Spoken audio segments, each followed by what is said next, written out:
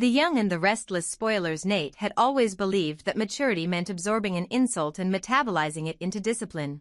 That a gentleman's first duty in a public world was not to the tantrum of the moment but to the enduring impression of character.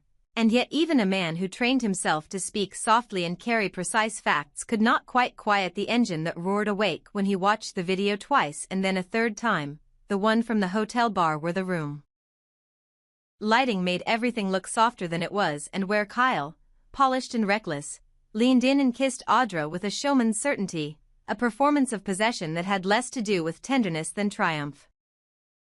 Claire had sent the clip to him not as gossip but as evidence, her message stripped of theatrics because she understood, in that new way she had of understanding people, that the cleanest way to keep a man from exploding is to give him every reason to do so in a form that encourages analysis instead.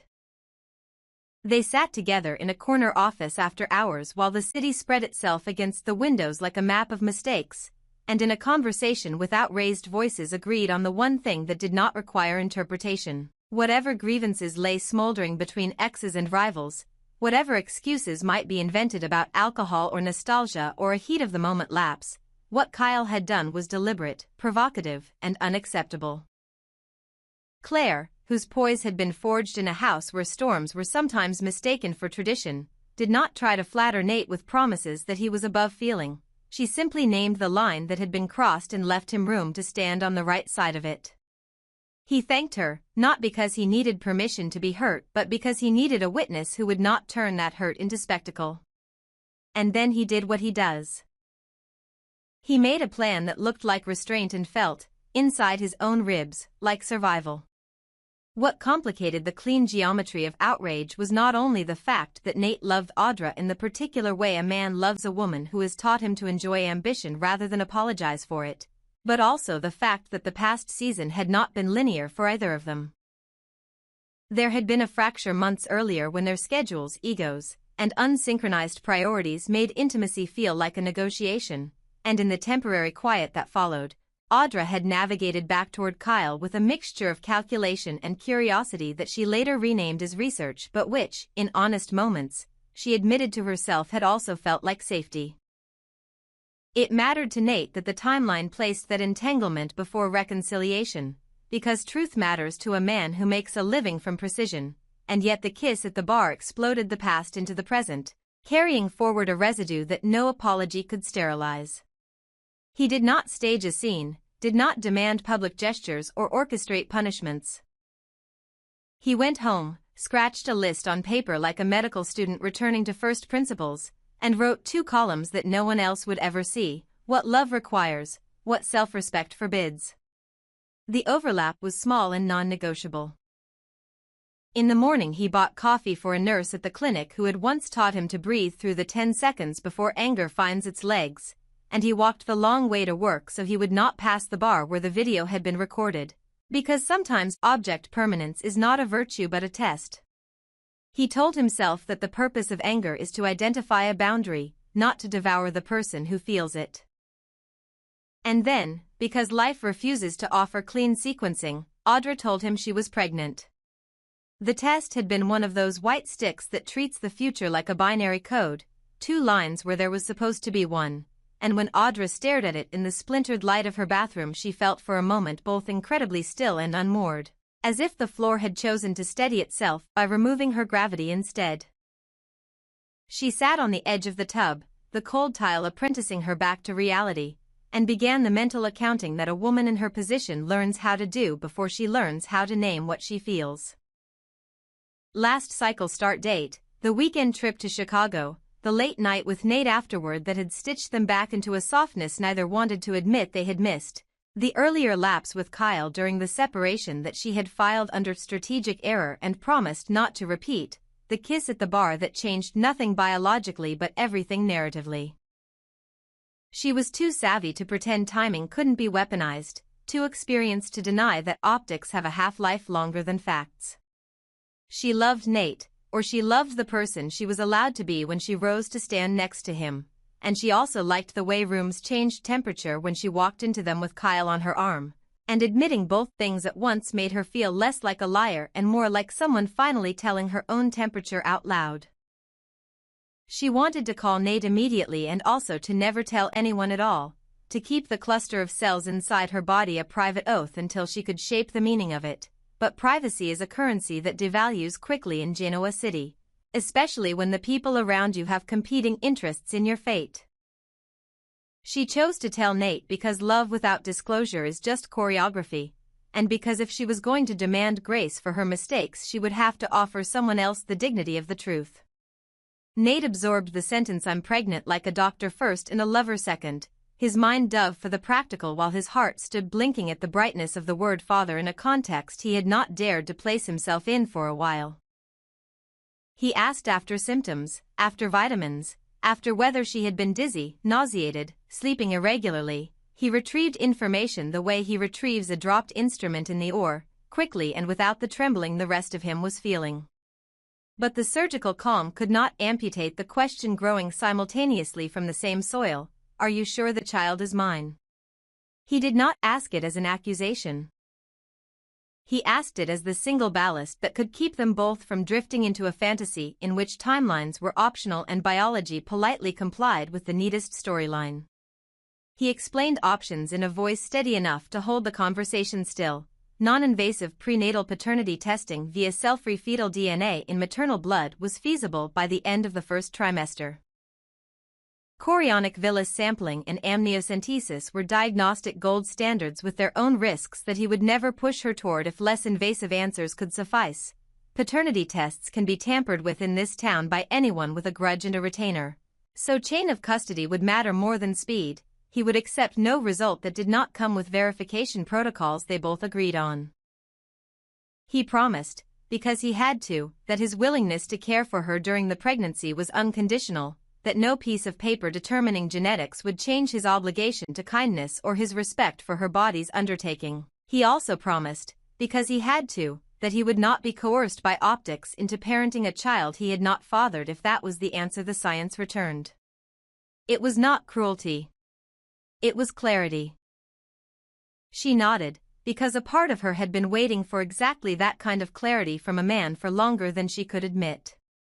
Kyle, catching wind of the news not from Audra but from the air itself, this city breathes gossip the way lungs breathe oxygen, reacted the way a man long accustomed to turning consequences into negotiable items reacts. He began to craft narratives and leverage points before anyone had formally accused him of anything. The kiss at the bar had done what he wanted it to do in the small sense: reassert him in the story, puncture the smugness of a rival, force Audra to look at him not as an old chapter but as a recurring motif. And now the pregnancy turned a sideshow into a possible main plot. He told himself he did not want to be a father under these circumstances, that a child used as a fulcrum in a corporate city is a cruelty he would not endorse. He also told himself that if the child was his, allowing another man to lay claim to his legacy would be a new kind of humiliation. He called an attorney skilled enough to knit together public relations with family law and asked technical questions he had never imagined asking a year ago. Could the testing be delayed under the guise of concern? Could a lab be quietly discredited or a technician redirected? Could consent be technically honored while outcome be practically corralled into ambiguity?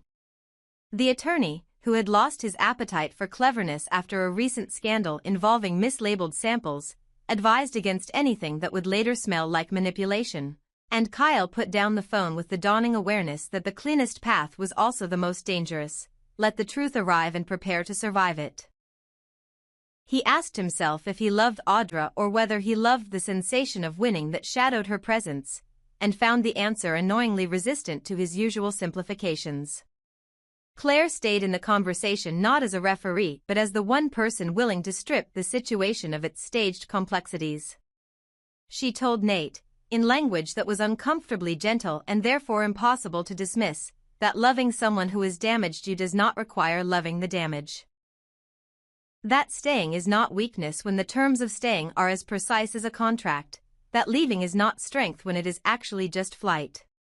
She told Audra, privately and without malice, that a woman who has built her adult life on leverage must recognize that motherhood is not a lever but a life, and that no brand of victory can offset the cost of treating a child like a tie-breaking vote in a boardroom argument. She did not waste sentences on Kyle because men like him only listen to women like Claire when she can offer them an alliance or a threat, and she had no intention of offering either. Instead, she focused on the one variable most susceptible to sabotage, the integrity of the testing itself. She used her access to secure an arrangement with an out-of-state laboratory whose chain of custody procedures involved redundancies even hackers hate, had samples couriered by a service that did not know the identities of the donors it ferried for, arranged for blind labeling that made tampering indistinguishable from noise, and told only Nate and Audra the schedule so that the town's rumor mill would be too busy inventing the wrong date to accidentally discover the correct one. She did this not because she owed either of them a favor, but because she wanted to live in a world where facts had at least a fighting chance. Audra's inner weather shifted by the day. On good mornings she felt a fierce new perimeter forming around the cluster of cells that had already begun teaching her how to renounce control she used to mistake for safety. On bad evenings she battled the urge to weaponize the pregnancy against the men who had turned her heart into a chessboard, an urge that would have felt thrilling in a younger decade and now read, even to herself, like a tragic cliché. She catalogued her body's messages with an executor's eye, reminding herself that fatigue and appetite and nausea are not narratives but chemistry, and she tried not to read omens in the foods she craved or the dreams that ambushed her around 3 a.m. She had always believed that choice is a luxury purchased with leverage, and now she recognized that some choices are responsibilities that arrive uninvited and insist on rewriting your budget. She allowed herself the selfish thought that she liked the way Nate said her when he talked about appointments and vitamins and a future home that would need a quieter room for sleeping. She allowed herself the unflattering thought that she liked the way Kyle looked at her the week after the bar as if he had discovered a cliff none of his rivals had noticed. She did not tell either man that the idea of raising a child on her own, while frightening, did not feel like failure. It felt like a different kind of victory that could not be measured in headlines. The city, predictably, behaved like a surveillance camera with a soundtrack. Whispers bred in the lobbies where assistants collect stipends and secrets, and half-truths migrated from one firm dinner to the next until even people who hadn't met the principals had opinions about their motives. Jack watched his son with the sad vigilance of a father who has learned the hard math that talent plus pride minus humility equals hazard, and Nikki, ever the connoisseur of crises that try to masquerade as opportunities, advised Claire to keep her counsel dry and her calendar free. Victor, whose interest in paternity is never purely sentimental, allowed himself the small luxury of monitoring the situation with a predator's patience, wondering which variant of the outcome would best depress one rival while inflating another. But for the three people in the middle, the noise became a kind of static that paradoxically clarified. It taught them which parts of the book they would let the town write and which parts they would write themselves. When the day arrived for Blood to meet Lab, Nate and Audra moved through it like a pair of professionals executing a sensitive transaction with the added complication that the cargo was their future. He held her hand in the waiting room not because the gesture would look good but because her fingers were cold and his were not, and because sometimes the simplest kindness is also the most strategic. She answered questions efficiently and insisted on signing every page with a clarity that would later read, to any auditor, as consent without coercion. He watched the vials fill and imagined the double helix unfolding like a story that had finally decided to tell itself, then stopped himself because romanticizing science is the first way fear sneaks back into an equation. The samples left the building without ceremony, bearing labels that told no lurker anything useful, and they both walked out into a sky that looked ordinary and therefore merciful. They did not go to lunch. They did not make a promise they could not keep about not checking their phones. They returned to separate offices and did the work in front of them because there are hours that can only be survived 1 minute at a time. Kyle, boxed out from the process by a design he recognized and resented, considered a late gambit, a grand gesture disguised as contrition, a televised mea culpa that would seed doubt about the reliability of any test conducted without his consent, a legal filing that would read as proactive fatherhood to people too harried to read the second page. He abandoned each idea as quickly as he summoned it, because even his overconfident instincts understood what his pride did not. Every move he made now would be interpreted not as care but as interference. He went to the gym and punished a treadmill for being in front of him. He considered calling Claire and then remembered that some silences are not bridges but walls. He told himself he wanted the child to be Nate's because that outcome would simplify everything, and then admitted, in the privacy of a shower that did not judge him, that simplicity has never been his preferred state. Waiting became its own narrative.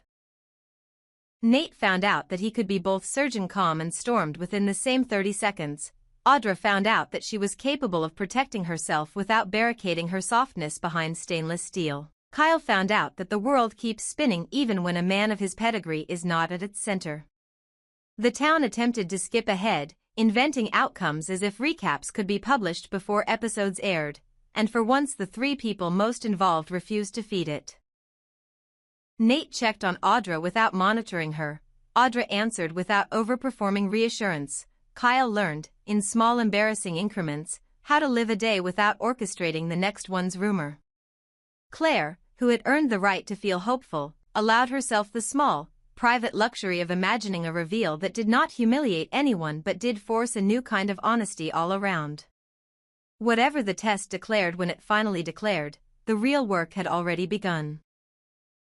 The work of remapping identities around a beating future rather than around old victories, the work of teaching anger to stand guard instead of going hunting, the work of allowing love to be an action performed daily rather than a proclamation made once and defended like a thesis. If the child was Nate's, he would be the kind of father who makes rooms safer because he is in them, not quieter because he is controlling them, and he would forgive precisely enough to make forgiveness meaningful rather than cheap. If the child was not Nate's, he would still be the kind of man who treats a woman's body with the respect owed to someone doing sacred labor, and he would let grief be grief without recruiting it as a soldier. If the child was Kyle's, he would face the irreversible arithmetic of consequence and learn, finally, that legacy is not a set of initials etched on a company door but a set of choices etched into a child's earliest memories. And if the child, regardless of name, inherited a city where adults confuse leverage with love, then perhaps the first gift that child would receive is the example of three adults deciding to choose truth over theater, care over control, repair over spectacle.